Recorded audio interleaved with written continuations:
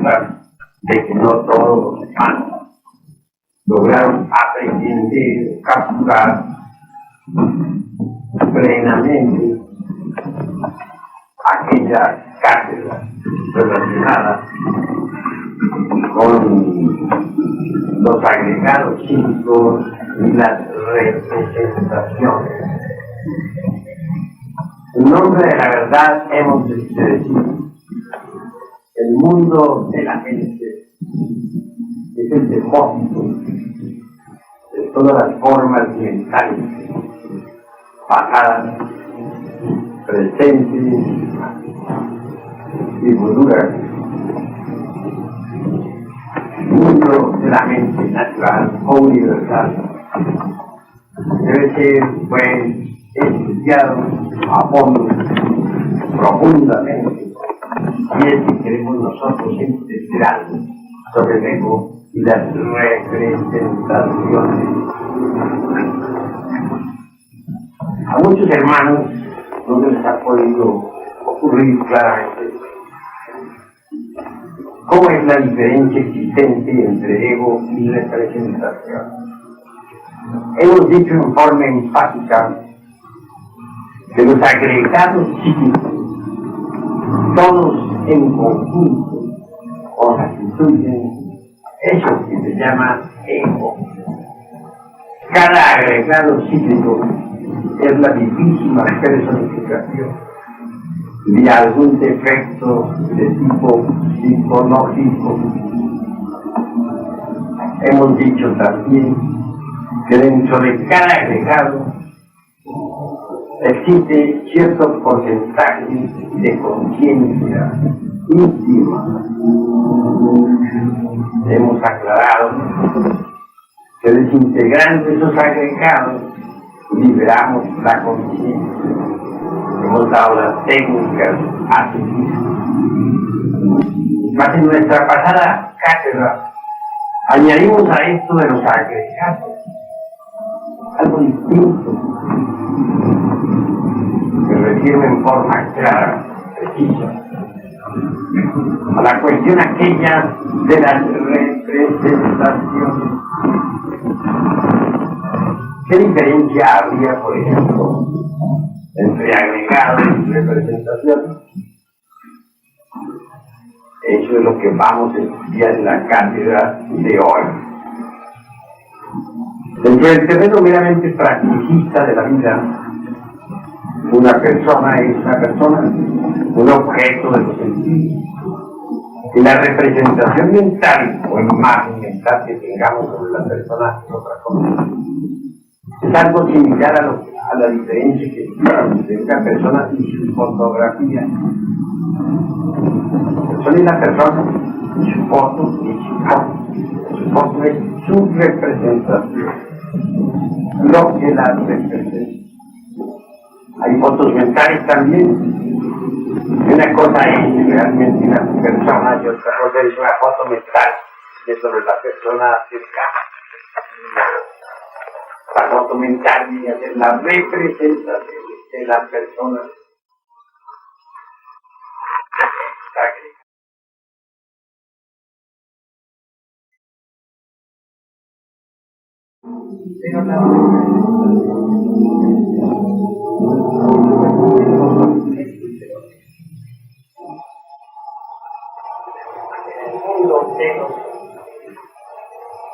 Así también es verdad, existen las representaciones de la mente.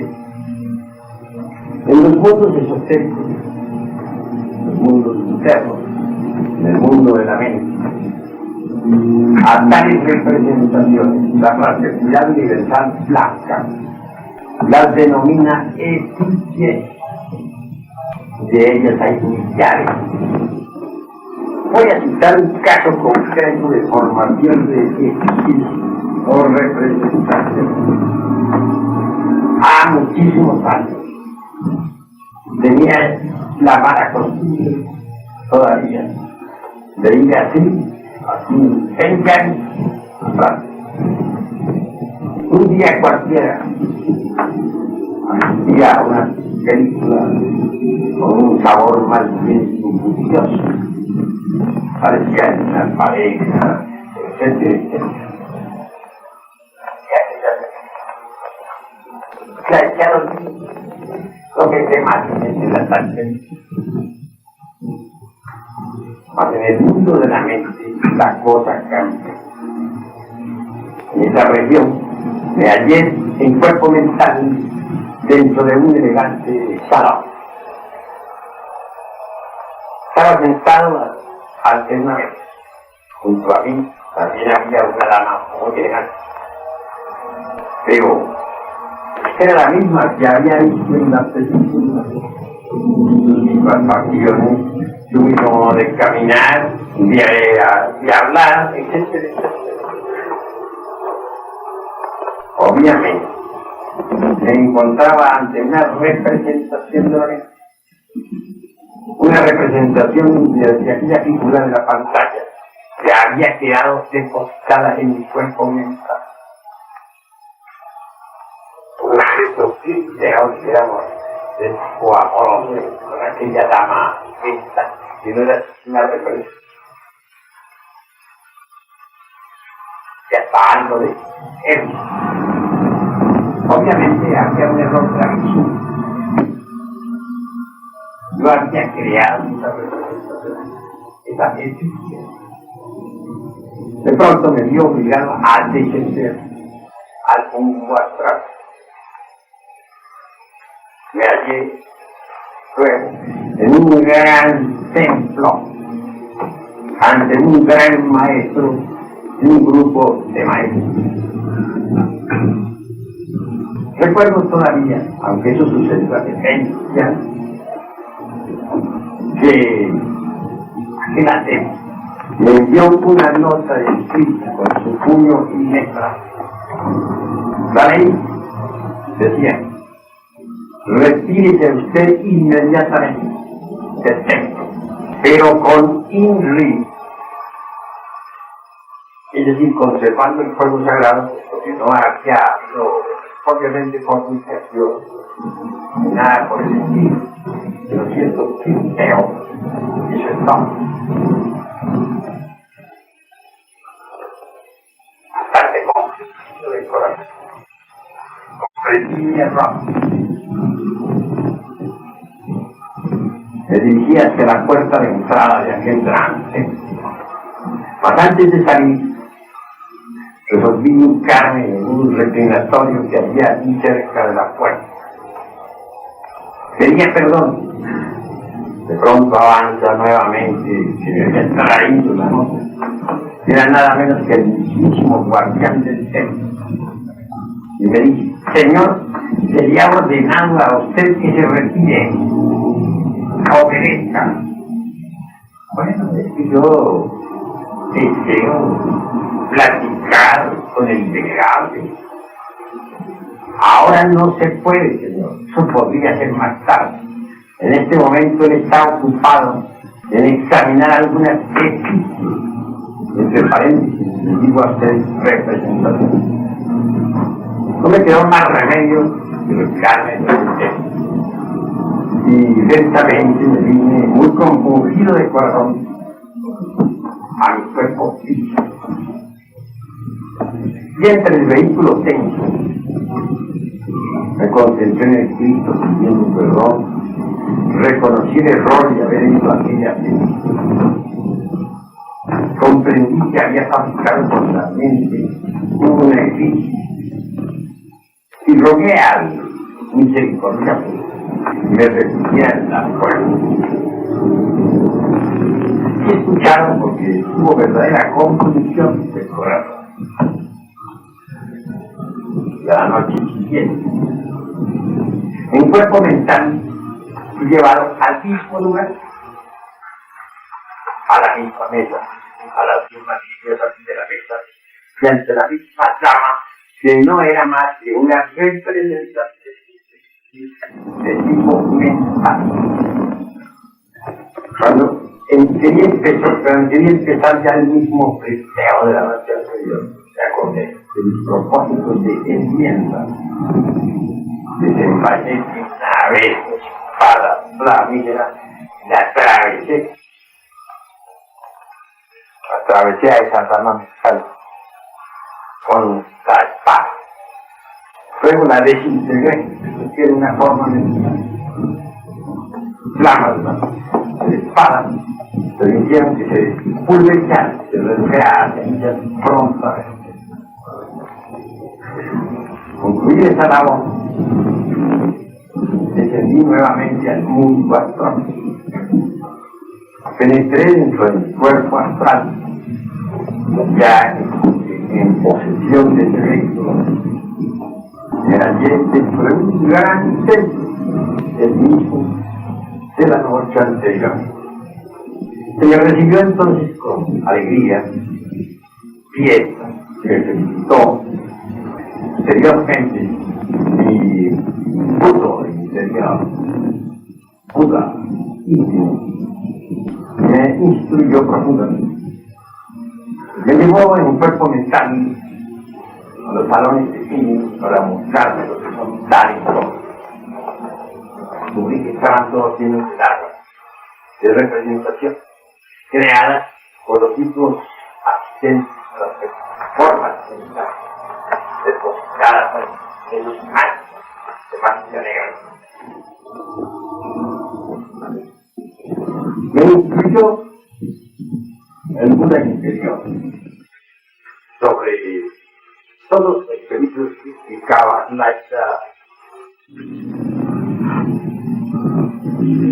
me dijo, en vez de estar yendo a ver cine, que debería ponerme a repasar mis vidas anteriores, y hasta me hizo repasar algunas tácticas. Luego, tomó una espada y la partió a mí. Y me dijo, en eso puedes perder tu espada si sigues asistiendo a esos actos de magia negra. Dije, Señor, no volveré a eso. Y jamás volví. Así pues que pasaron muchos años sin volver a acabar. Confieso escapar. Yo no puedo ser falso conmigo mismo. Una vez dieron una sentencia sobre el fin del mundo, las películas de Miguel de Nostradamus. Bueno, dije, esta no me parece malo, se trata de Nostradamus, sobre el fin de los tiempos del fin. Y pues, se trataba de Nostradamus, de sus estudios. No sé si ustedes conozcan algo sobre el particular. La que encontré muy exacta. Pero tampoco se me reprendió en esa vez la película que se había de Nostradamus sobre las estudios escritas por los profetistas. No me atreví a volver, que va de pronto me jalan las orejas, me están metiendo en camisas de los demás.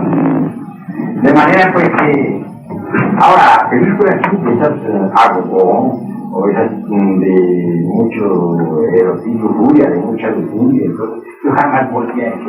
Tuve una excepción, fue con la de Nostradamus. De todas maneras, reconozco que es peligroso buscar a esos ángulos, porque hay multitud de armas que no son más que formas mentales, representaciones de personas, de bandidos, de ladrones, etc. Es decir, de todo aquello que los espectadores han visto en la pantalla. Y que en nombre de la verdad les digo a ustedes que una cosa son los agregados.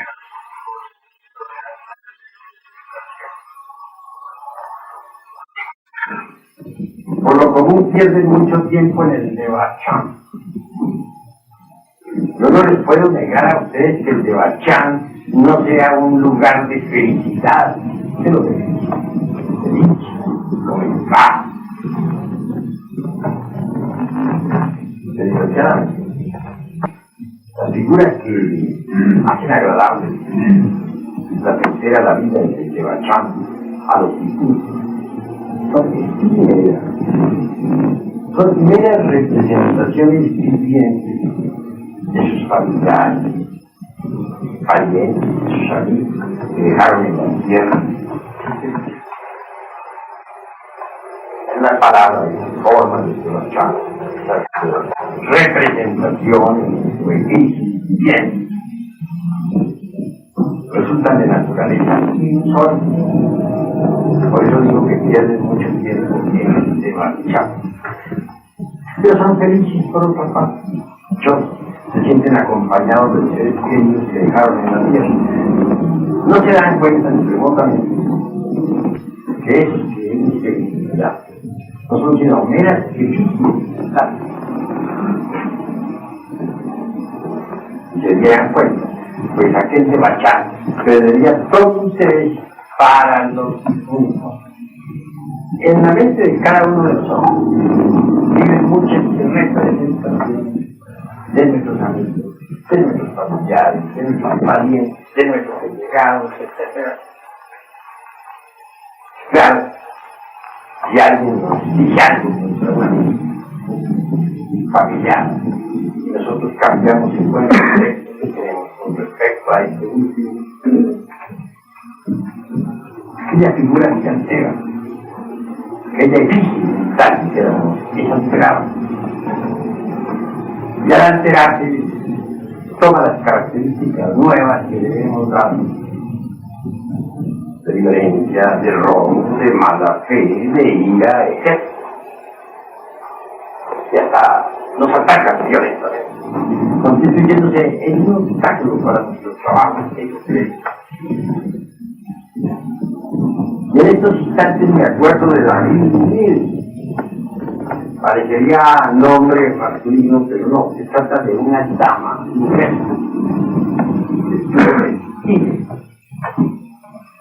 Ella se propuso crear de verdad una representación bien a voluntad, una efigie mental, y le dio a tal figura la forma de un monje mental. Pero hasta consistió la cristalización, materialización de aquel monje. El cristal golpeaban a sus cuerpos y que salía el monje. Eran sus cristianos. Pues tal era el poder porque lo hacía más de bien.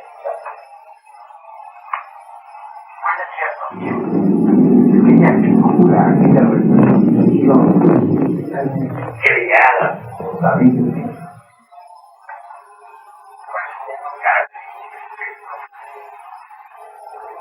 ya no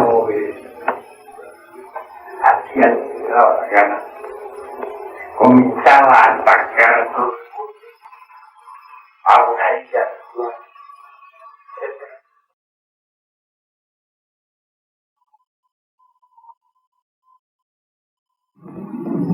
En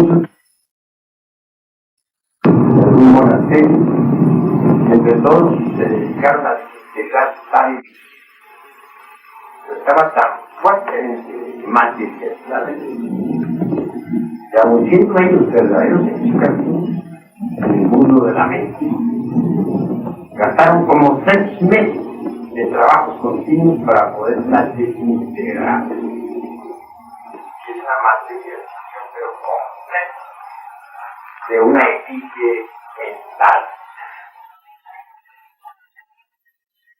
En el día ustedes acá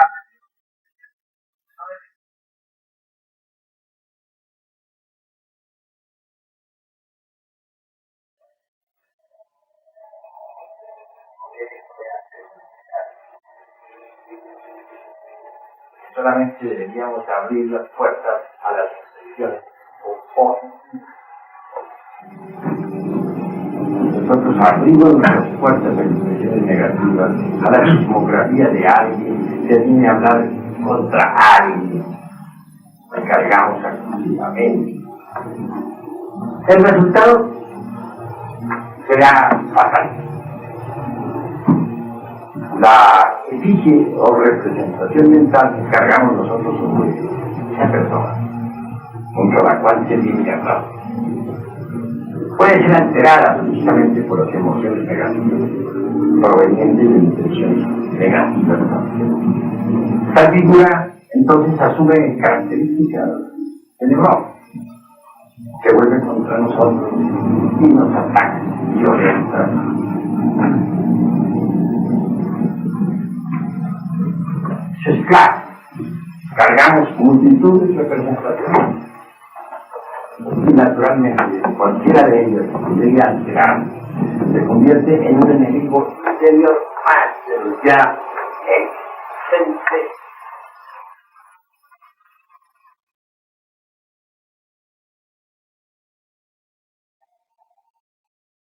Conveniente, hermanos, que reflexionemos en esto.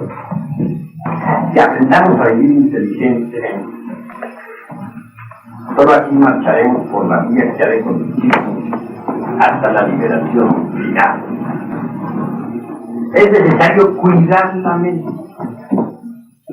La Blavatsky ha dicho: la mente que es esclava de los sentidos hacia el alma tan inválida como el viento, como el bote que el viento extravía sobre las aguas.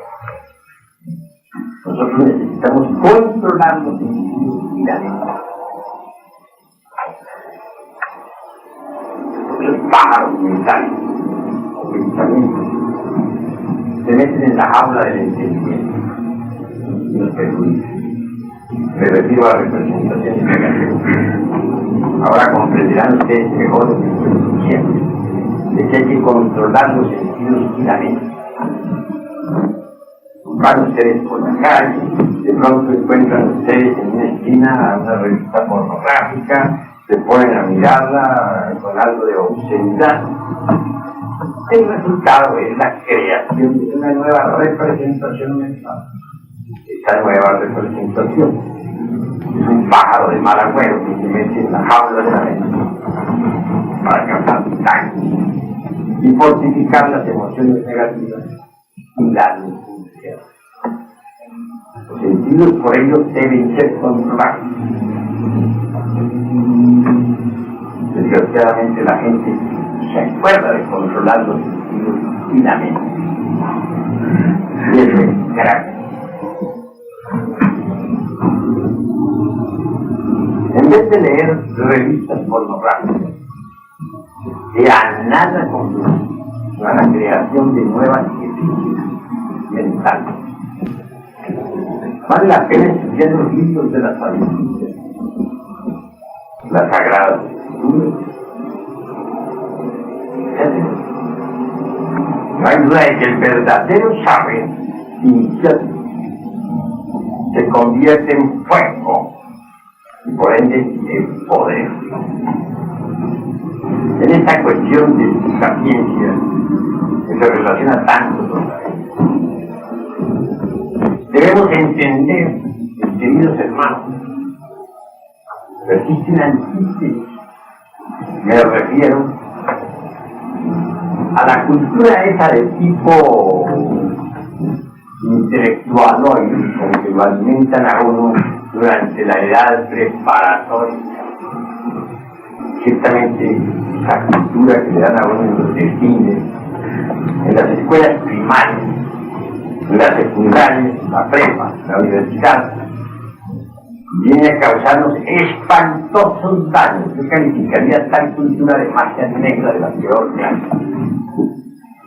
Porque ese tipo de cultura se dispensan aquí los hermanos universitarios, como Eduardo, y en fin, los hermanos que tienen muchas letras en la cabeza. Me refiero a todos, hasta a mí mismo, los conozco. También pasé por esas tan cacareadas escuelas de educación primaria, no guardan ninguna relación con las distintas partes del ser. Antes se relaciona Garza fatalmente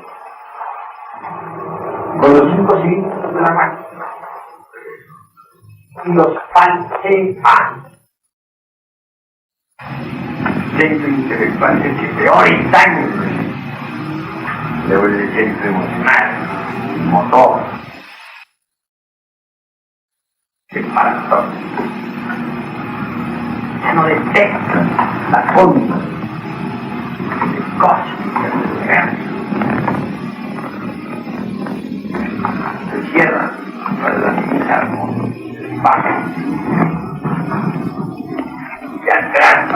aparecen de forma exótica. Todo ello resulta los limones del tren, que actualmente tienen al mundo entre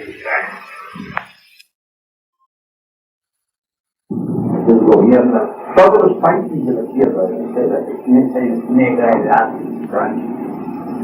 Ya sabemos, tan tan desastroso en que se encuentra actualmente la humanidad. Yo les confieso a ustedes, sinceramente, que yo fui un pésimo estudiante y no me metí.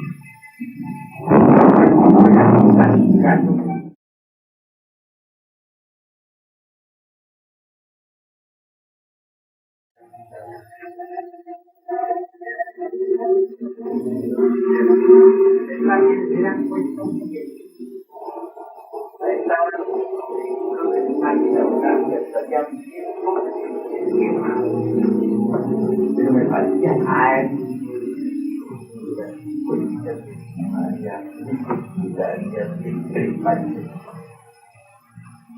bostezaba tremendamente durante la última fue cuando el señor profesor de gramática me agatomó por los cabellos y me puso de patitas en la cara. Gracias a los libros de los terrestres, como querían vivir actualmente con los libros y números de la máquina quemada. Por allá en Guadalajara me ponían el título de doctor, buenas intenciones, pero palabras de honor que no me agradaban. Me siento feliz. Mis queridos hermanos, la verdadera sabiduría,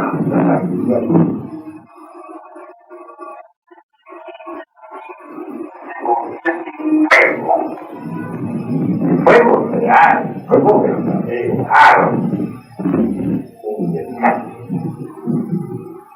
Yo quiero que ustedes entiendan que el fuego realmente es un elemento desconocido para los intelectuales. Es un elemento que nadie conoce su origen.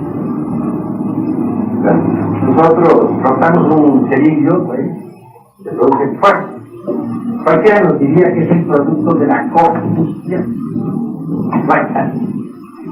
Antes de que la tal combustión existiera el fuego en nuestro brazo, para que pudiera moverse el mismo. Se supone. Y después de la combustión existe el fuego.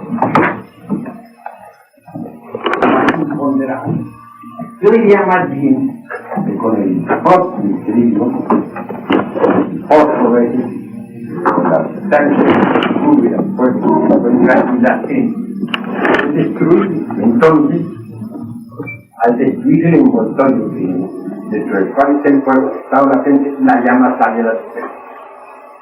A nosotros lo que nos interesa realmente no es el fuego físico, sino la asignatura astral del fuego. Es decir, el fuego del fuego, la llama de la llama. Tal poder ígneo o crístico, o el tal poder, dijéramos, logos mismo, el lobo solar. Eso es lo que nos interesa. Sabemos que el verdadero conocimiento se convierte en fuego solar. Mas una cosa es el fuego aquí en el mundo físico, y otra es el fuego durante la inmanifestación, o en el mundo de las causas naturales, o en el caos. Allí nos encontramos directamente con los señores de la vida. Es un verdadero fuego. Y encontramos que ese poder que se halla dentro en el caos es un poder creador, eléctrico, que induce toda vida en el mundo. Eso es lo que vemos en las esferas superiores de la creación cósmica. El fuego latente es una maravilla.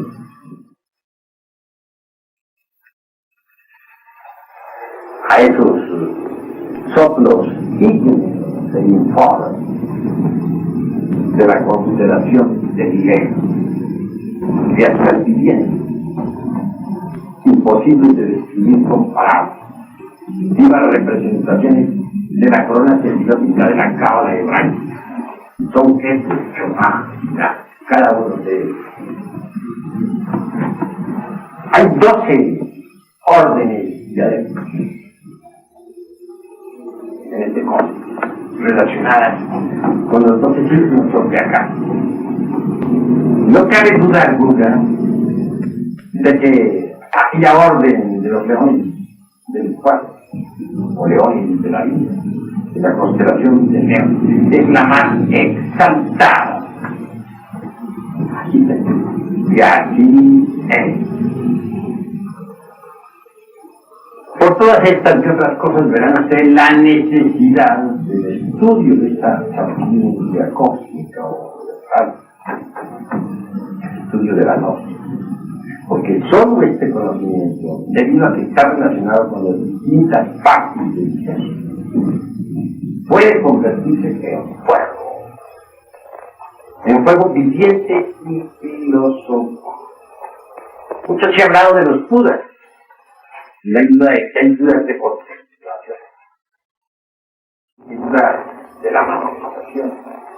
Pero estos son criaturas que dominaron a la mente, que destruyeron el éxito, que no dieron en sus corazones entrada a las emociones negativas, que no se dieron el mal gusto de crearse en su propia mente, ni en mente. Recordemos a Son Kappa.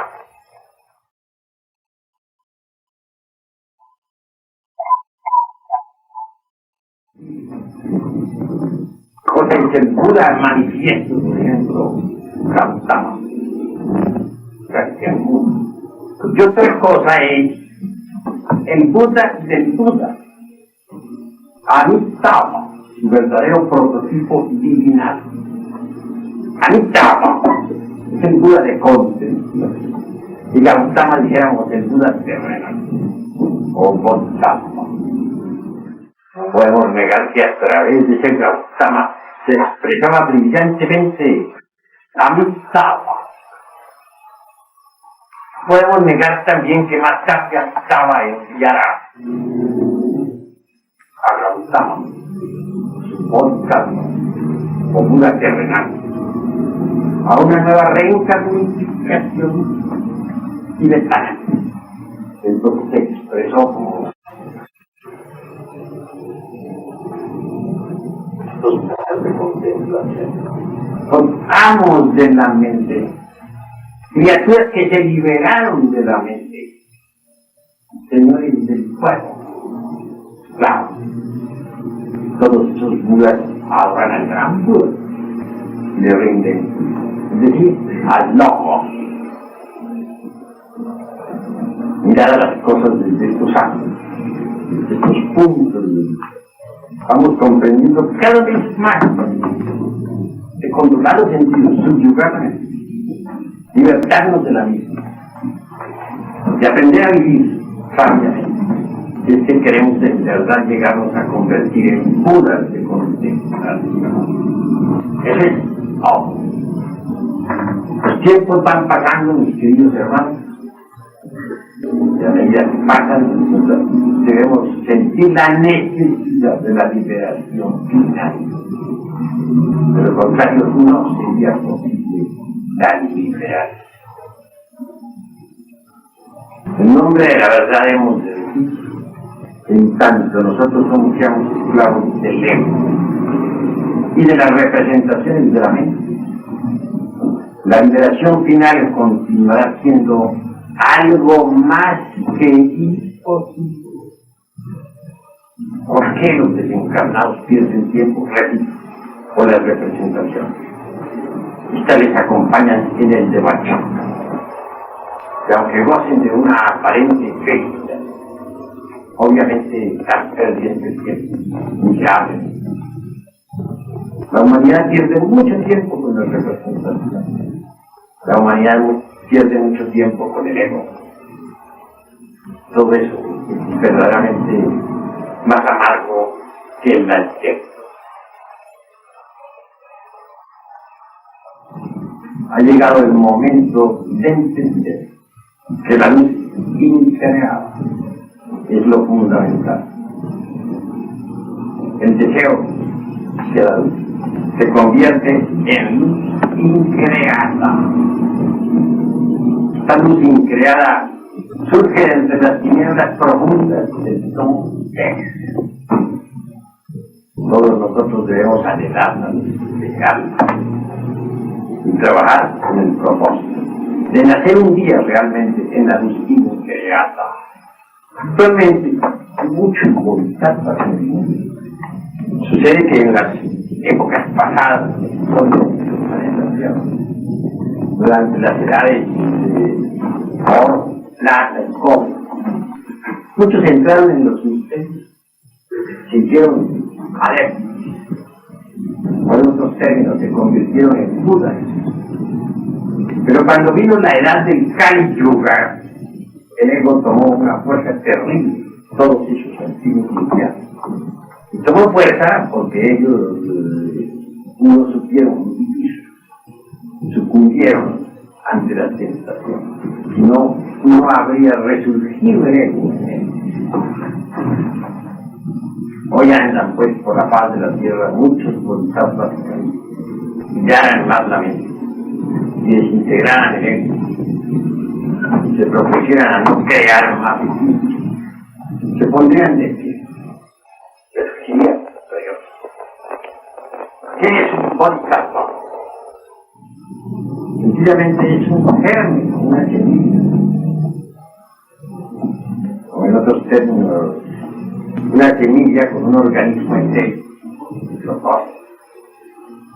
que puede desarrollar en sí mismo a un ser celestial.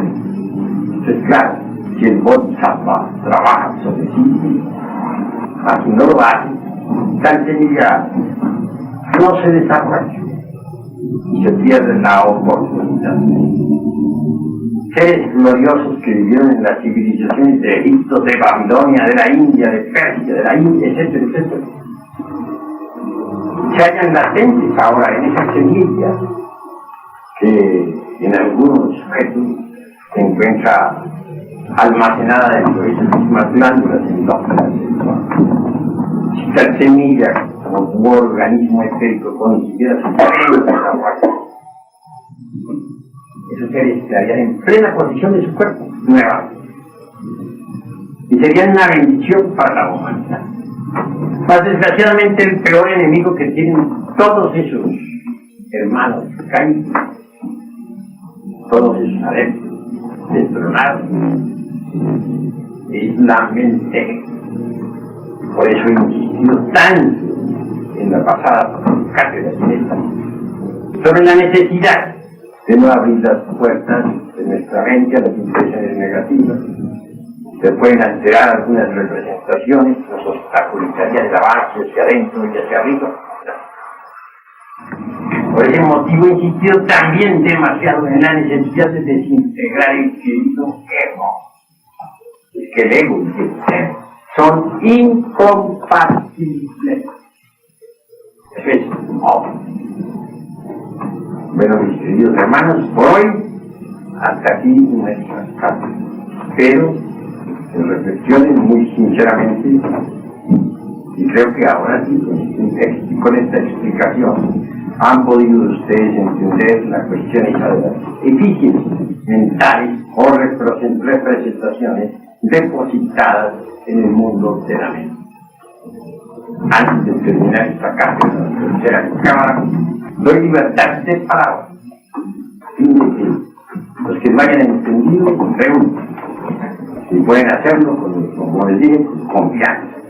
Maestro, quería hacer una pregunta. ¿Las esfinges retornan cuando el ego regresa a una matriz o se desintegran como la personalidad? Las esfinges pueden conservarse temporalmente hasta que se van debilitando poco a poco. A veces retornan, no todas las veces retornan, y se van debilitando poco a poco. Cuando uno pierde el interés en buscar los beneficios por la representación, esta ya no puede alimentarse. Se va a disolver. ¿Alguna otra pregunta? Yo no entiendo bien sí, maestro. Yo no estoy hablando de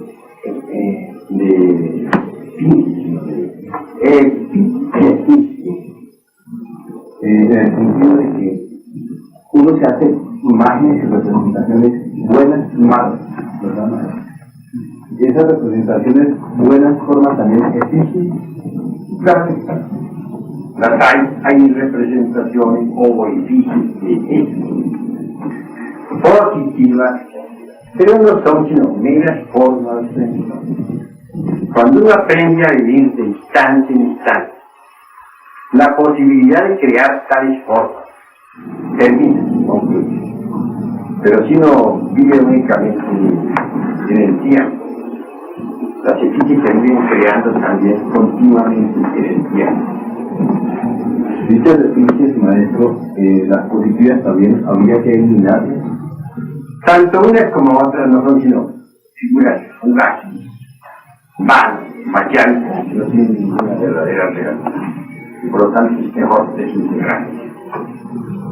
Entonces, especialmente las efigies negativas son las que más nos están resultando. Obviamente así, son las que más daño nos hacen, pero podría suceder una efigie positiva, supongamos, sobre un buen amigo. Fuera enterada por haberle dado oídos, por ejemplo, a un chiste sobre el mismo. Entonces ya enterada ese efigie nos ataca directamente, porque ella asume la nueva forma que nosotros le damos. Y claro, se convierte en un enemigo interior que nos ataca y nos puede causar hasta daño.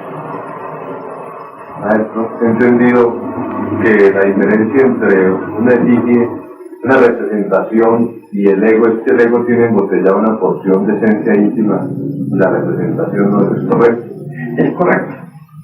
En la representación no hay esencia embotellada. En el ego sí hay esencia.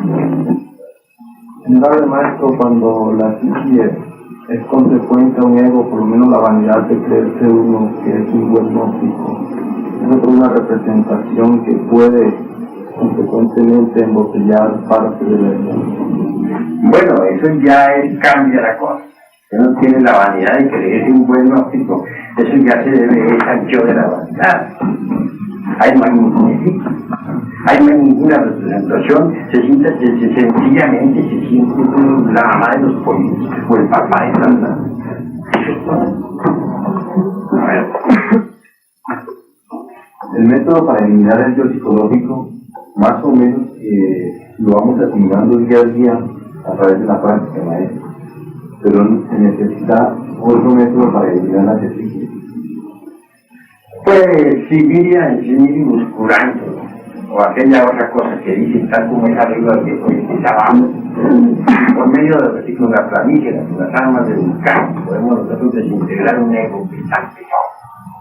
Hay egos de 96 unos hay de 48, de 24 y hasta de 12. También hay egos de 96 por 1, por 2, por 3, por 4, por 5, por 6, por 7, por 8, por 9, multiplicados. Y sin embargo los desintegramos mediante trabajo, la técnica, la forja, el ciclo, el rango, el día de descanso. ¿Cuánto más una representación? Una representación, para desintegrar una representación no se necesita tanto esfuerzo. Un poquito de atención, un solo trabajo que hago en la obra. Con la comprensión misma, ¿no? Eso es todo. Yo no necesité sino de un solo trabajo con la planilla para desintegrar aquel edificio que tuviera su prototipo en una sala de vida. ¿Y qué hacemos con aquellas efigies que tenemos desde la infancia? Que tienen años de tenerla y de pronto vienen a la memoria de uno y se recuerda lo más de bien y vuelve a vivir las mismas cosas que vio hace 10 años, hace 15 años. Bueno, parece que tú estás confundiendo la quinta teleogiora con la representación. Una representación que uno se había hecho hace muchos años Yo, por ejemplo, una película cuando estaba pequeña, y esa imagen se quedó grabada en mí. Si es así, entonces ya sabes que lo que dijiste es el libro que se utiliza para ir y no se necesita de tanto trabajo para poder desintegrar una representación. Se vuelve forma, Pero además la consecuencia de que el hombre forma la representación. La consecuencia de sus agregados físicos tiene ello algo que ver con el estado en que se encuentra nuestra mente, o que no tengamos una mente creada, o como consecuencia quizás de la consecuencia del órgano fundactivador. ¿A qué se debe que se crean los mismos representaciones buenas o malas de las cosas? Pues a los sentidos. Porque es claro que en las formas de los sentidos, las formas que penetran a través de los sentidos llegan a la mente. Y ahí quedan depositadas en forma de representación. Un Buda, por ejemplo, es una criatura que no tiene representación. Por eso se descubre. Porque no carga representaciones en la mente, no es positiva ni negativa. Por eso es un Buda. Está íntegro, muy total, iluminado. Hay, dijéramos, desarrollado en sí mismo la luz increada, la ha autorrealizado en sí mismo. Generalmente usted ha dicho que hay representaciones positivas y negativas. Por ejemplo, si una persona que uno sale de una persona que está enferma y la visualiza uno que está ya sana, completamente sana, forza uno a formar la existencia, eso en qué forma funciona. Es una cosa bueno, sirve de prototipo para que esa persona se cure, es una representación positiva. Pero después ya verla utilizado para que esa persona se cure, que se desintegra, que lo contrario queda ahí molestando en la vida. ¿Sabe, maestro, tiene algo que ver las representaciones con la imaginación mecánica? Cuando las representaciones surgen mecánicamente, están relacionadas con la representación mecánica, pero cuando surgen en forma intencional, como en caso citado aquí por hermana, indudablemente que entonces se trata de la imaginación consciente, que ha tomado parte para dar forma a la representación. Hemos hablado en general, maestro, de las representaciones que nos podemos hacer de las demás personas, pero realmente nosotros también podemos crear representaciones de nuestras personas. Uno puede crear cuantas representaciones quiera. David Nicks creó la representación de un monje tibetano. 6 meses gastó después para poderlo desintegrar. Ya estaba feliz. Así pues uno con su mente puede hacer lo que quiera. En general, maestro, ¿nos podría dar un ejemplo de una representación que pudiéramos crear de nosotros? Bueno, si tú te imaginas que tú eres un superhombre, dijéramos, pues claro, que te figuras ahí de superhombre, ya, lleno de poder, de majestad, haces una representación positiva, o llena de orgullo, o lo que quieras. Pero si piensas de ti, pues, creas una representación. Uno puede crear con su mente representaciones positivas o negativas. Claro. ¿Qué me decía, hermano? Maestro, los incubos y los incubos es una variedad de...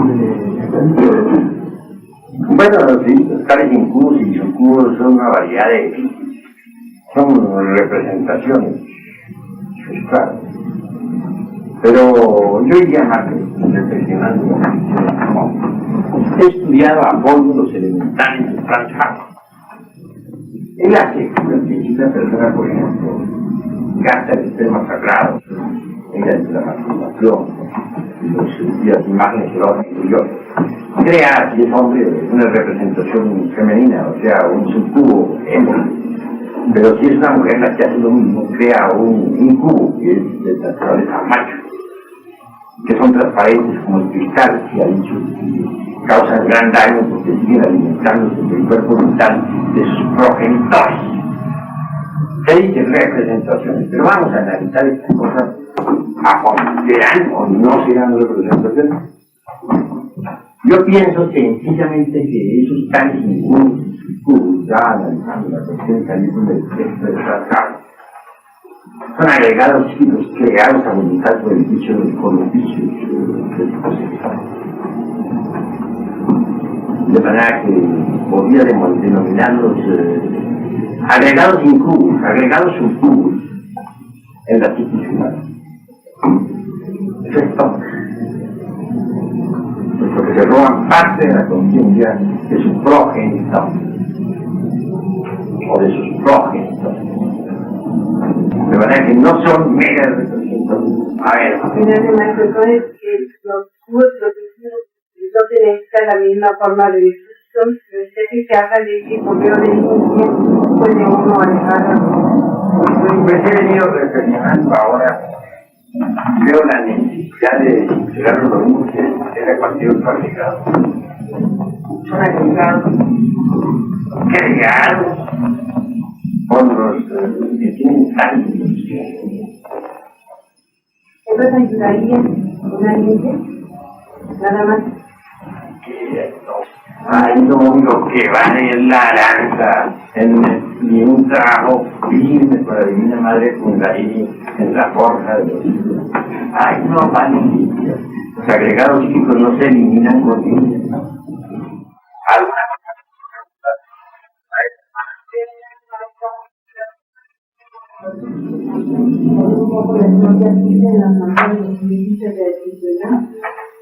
pues hasta aquí porque yo creía.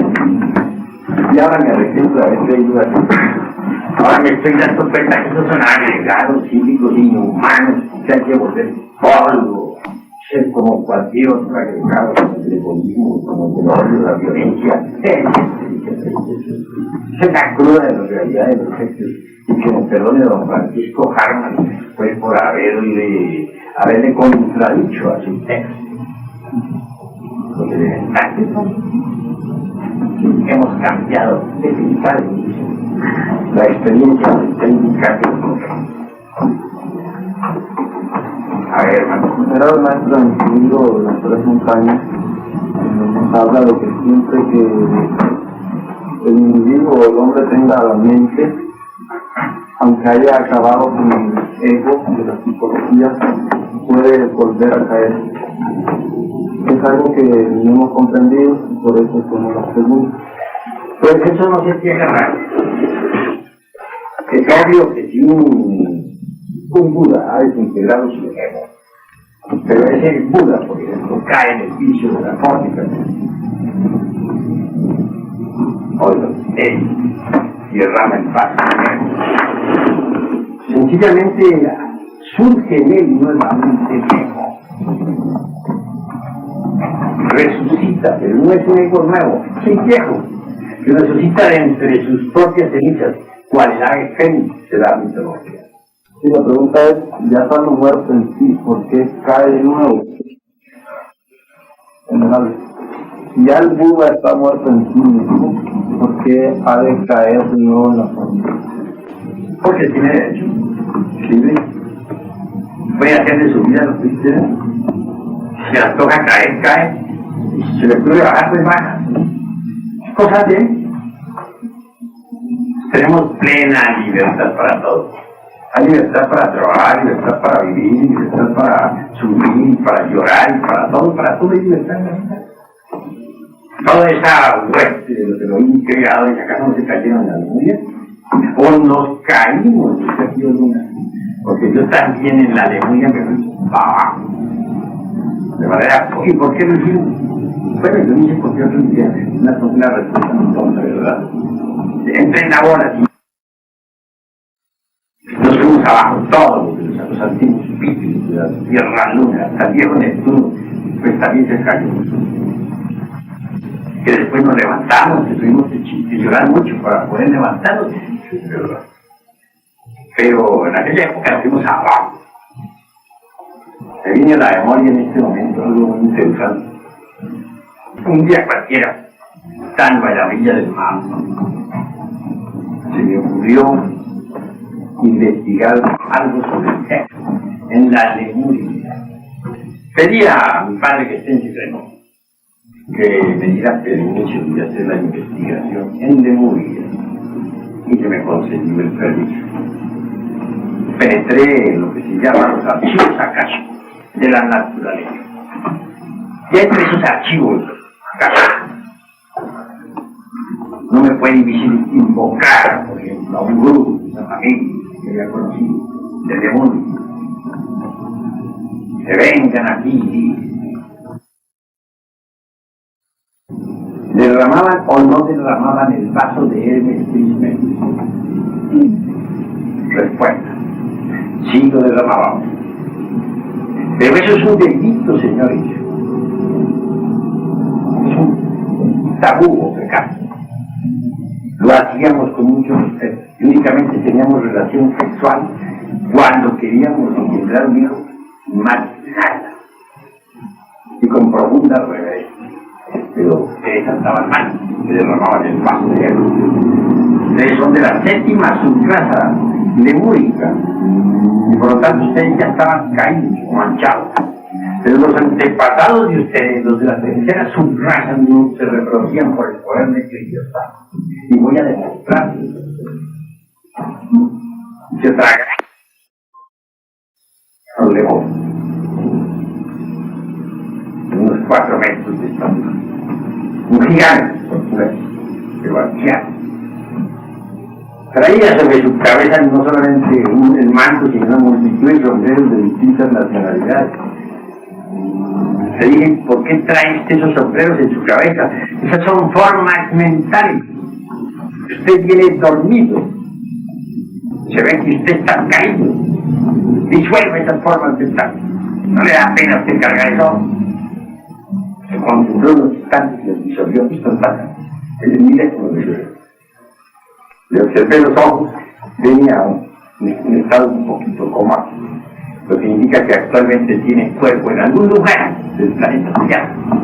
Se destaca en estos tiempos. En aquella época no estaba ahí.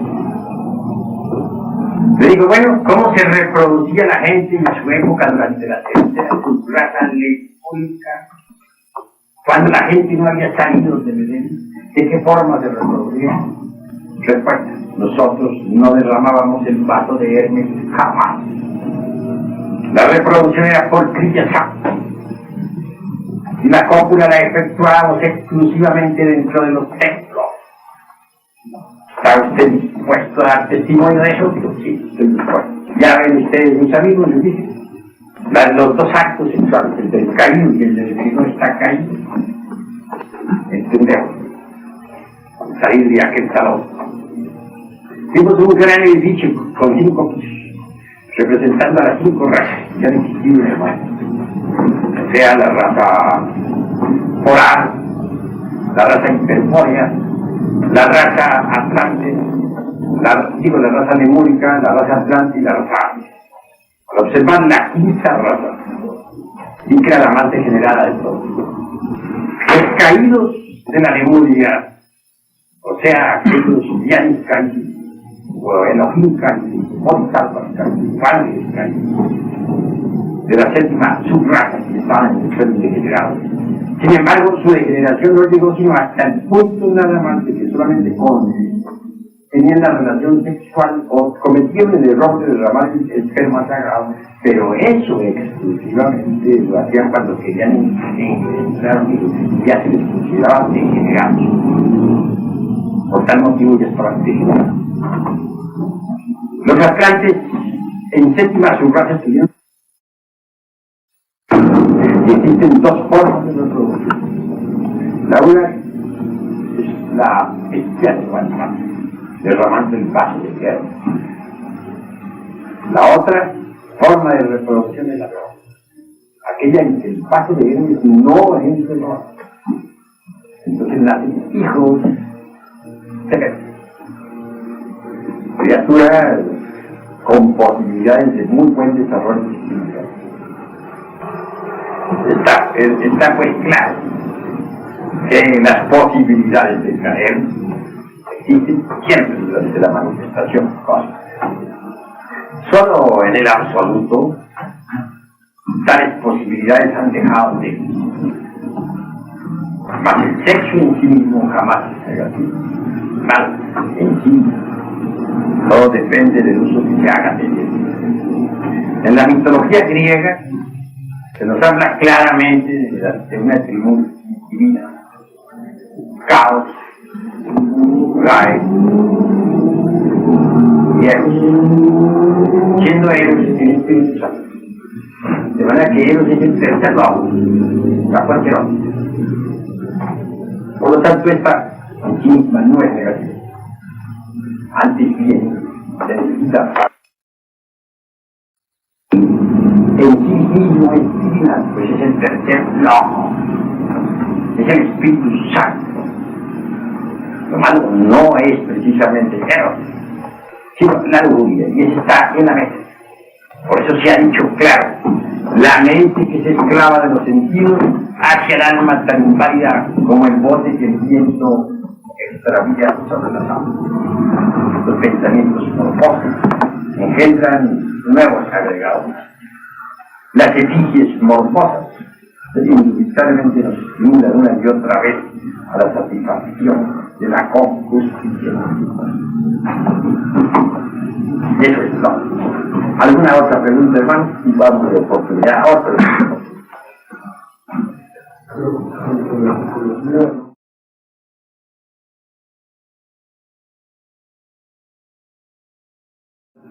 Es la misma forma en que la personalidad humana podría convivir en las cosas de las personas, o una fotografía y su respectivo dueño.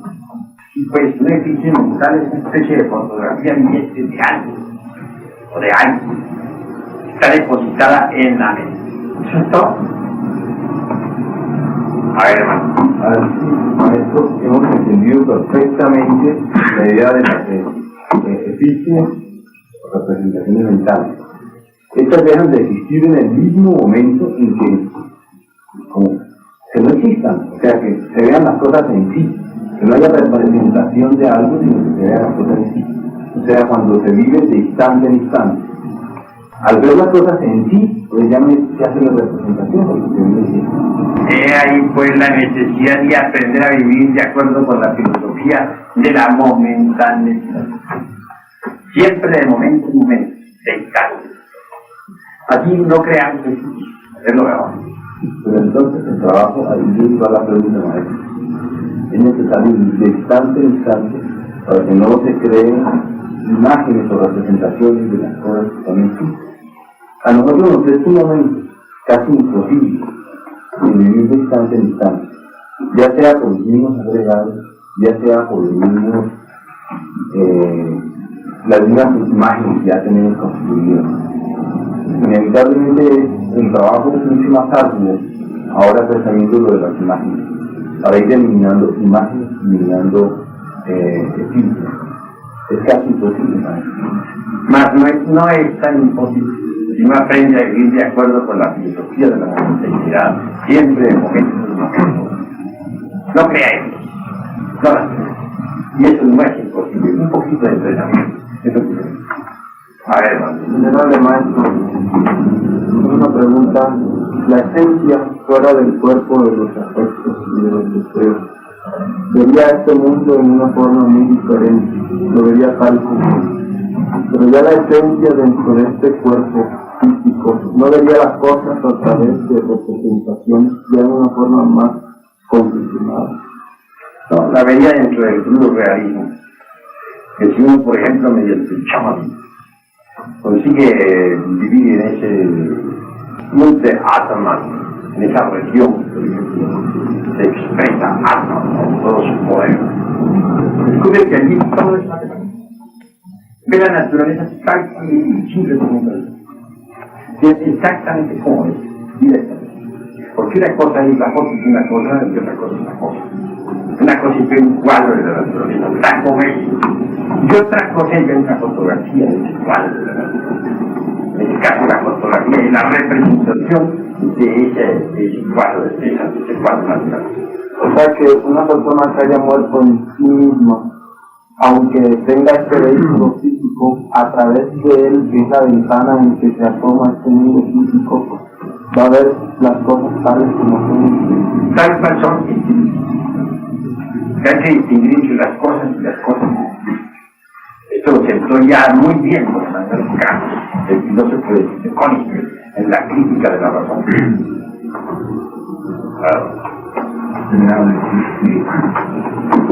Si a nosotros no transformar las impresiones, formamos nuevos agregados y al vivir de acuerdo con la filosofía de la momentanidad,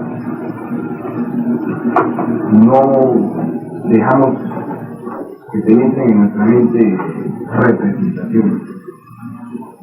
Cuando uno vive de acuerdo con la filosofía de la momentaneidad, es claro que no fabrica representaciones, porque vive de instante en instante.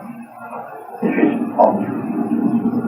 De manera que disolver los agregados psíquicos es mejor para aprender a vivir de instante en instante.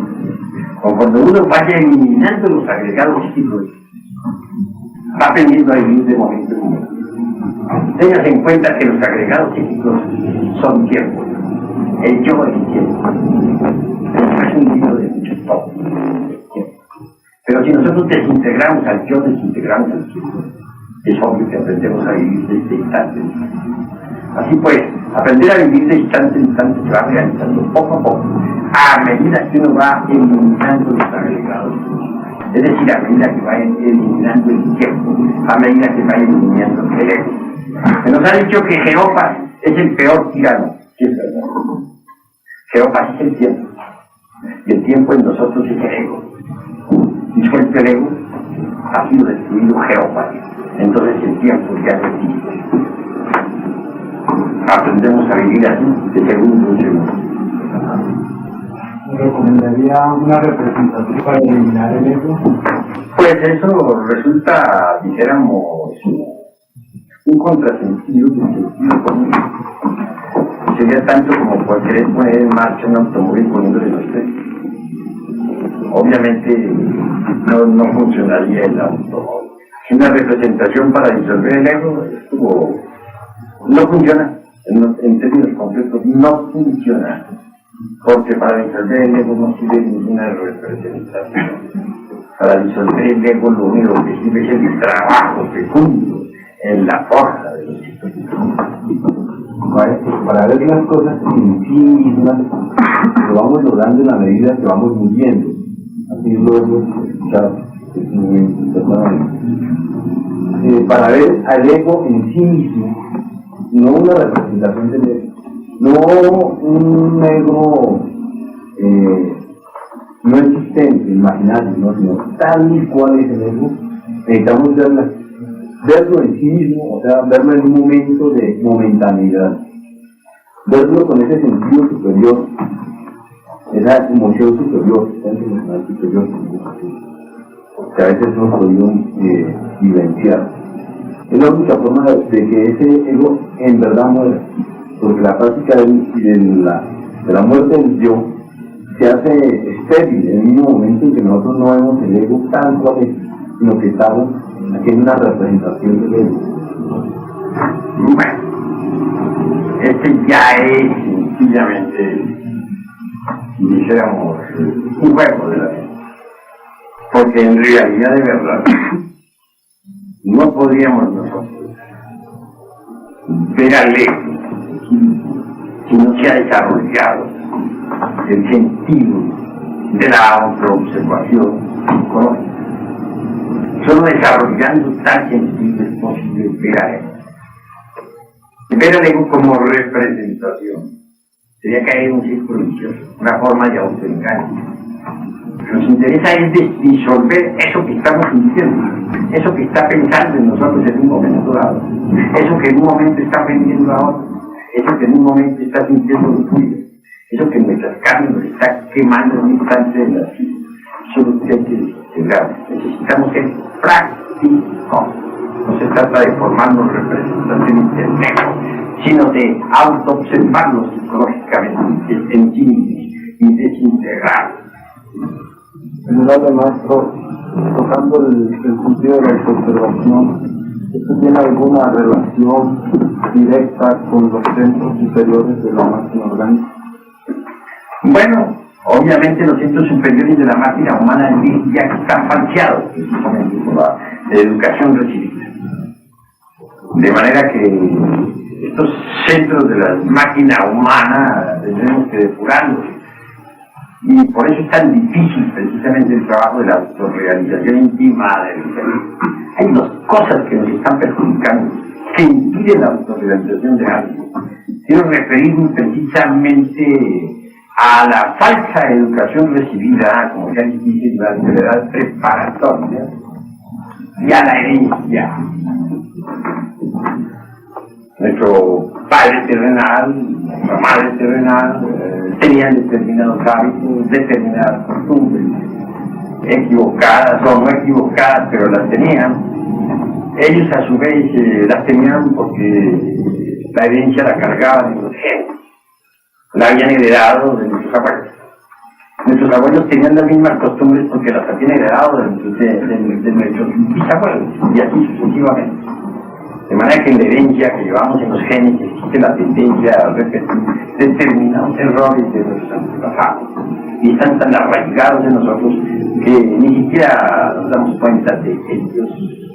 De manera que eso, la pésima educación negativa recibida durante la edad preparatoria, son óbices para la autorliberación del ser. Creo que iba a decir de verdad. ¿Algún A ver, a la línea. Creo que queremos trabajar en el del mismo.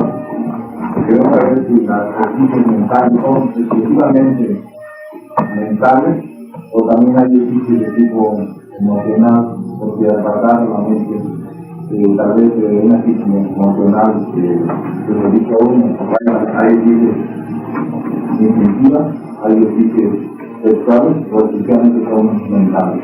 Todas las ejercicios son mentales. Porque al fin y al cabo, pues el mundo de la mente y la mente y el ser. El mismo mundo astral no es más que mente condensada. Y el mismo mundo físico no es más que mente condensada. De manera que debemos pensar en que los ejercicios son mentales. Claro. Es obvio. Uno no solamente tiene que observar los momentos en que se manifiesta el yo, sino esas manifestaciones en potencia, con el pensamiento. Por ejemplo, mientras el maestro está hablando, y uno sabe que se le vienen ciertos pensamientos negativos, y en ese momento uno que hace, o escucha al maestro, o comprende inmediatamente, como está observando, comprende la manifestación negativa que tiene, o qué hace. Pues si se está teniendo plena, no tienen por qué venir a hacer esto.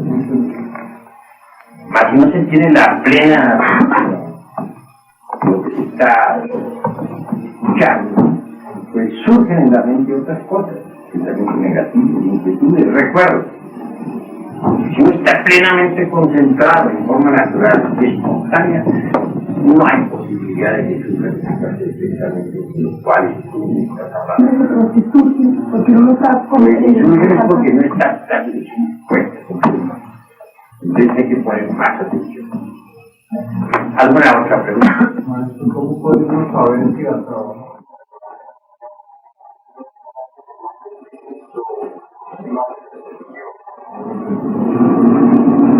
Pues el dormir está llevando a eso. Despierta y después avanza. Esa es la cruda verdad. Un dormido está llevando. Hay que despertar. A ver. Hablando de las impresiones, relacionándolo con refinar el mandamiento de Roma, cuando una persona está practicando la alquimia o la transmutación y se identifica con el sentir como producto de esos programas que tienen los cuerpos, el magnetismo, esas impresiones cristalizan en yo como de. Pues sí, pueden cristalizar las impresiones negativas en forma de yo. Sí, pues que dentro de nosotros hay mucho que explorar. Y eso es importante saberlo. Pues si ustedes pudieran por un momento desembotellar la esencia podrían ver entonces que esas 12 órdenes que existen en este universo, las cuales están la orden Leo, el león, no tiene ego, ni cargan formas mentales o espíritus en su interior. Son criaturas que viven de instante en instante y nunca tienen el mal gusto de crear y fingir en todo. Reflexionen en todo. Bueno, hermanos, creo que la plática hasta ahora está bien. Ahora, nuestro hermano secretario, vamos a darle la palabra especial sobre el orden de esta semana.